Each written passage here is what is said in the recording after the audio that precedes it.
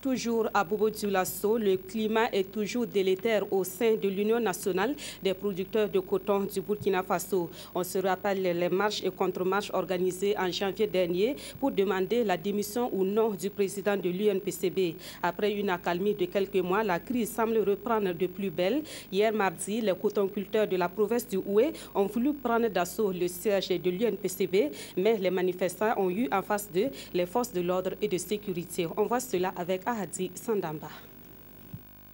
Ce mardi 24 mars 2015, jour normalement ouvrable au Burkina Faso.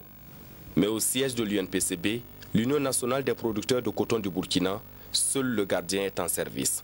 La cause, des cotonculteurs venus de différents départements du Houé sont en mouvement d'humeur. Ils ont pris d'assaut le siège de leur structure pour exprimer leur ras-le-bol. Le mois passé, Carib a mis un bureau parallèle au niveau de la province du Houé. Il y a un bureau qui est là, qui fonctionne, qui est connu. C'est là les producteurs du Houé ont dit non et ils reconnaissent que le bureau qui est installé depuis fort longtemps. Karim va se lever, aller dans les institutions financières, bloquer tous les comptes de l'Union provinciale. Ça veut dire que l'ancien bureau n'a plus de fonds à gérer. Et c'est là qu'ils sont mobilisés, ils ont appelé les autres provinces là, et tout cas ils vont aller demander à Karim. Ils ont pris rendez-vous avec lui aujourd'hui pour venir lui demander pourquoi un bureau parallèle et pourquoi ils ont bloqué les comptes. Sur le terrain, tous les locaux sont fermés. Les manifestants ne pourront donc pas rencontrer le président de l'UNPCB. Ils sont plutôt face aux forces de l'ordre et de sécurité. Nous sommes arrivés premièrement, on était assis devant la porte de l'UNPCB et c'était fermé. Et comme c'était fermé là, entre-temps les CRL là sont arrivés et puis les gendarmes là, ils nous ont dit de quitter, de ne pas rester là-bas. C'est là que tout a dégénéré. Des forces de sécurité face aux manifestants qui sont munis de projectiles et autres armes.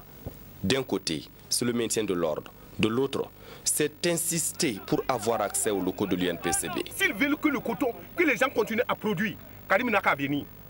On va s'entretenir.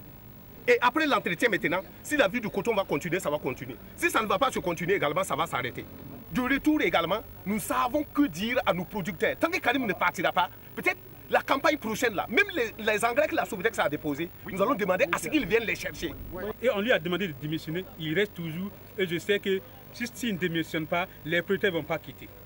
Même si la sécurité est là, ils n'ont qu'à aller, nous sommes prêts pour tout. Une détermination à aller jusqu'au bout qui semble ne pas faiblir. Et avant que nous ne quittions les lieux, les cars continuaient d'amener du renfort du côté des producteurs de coton.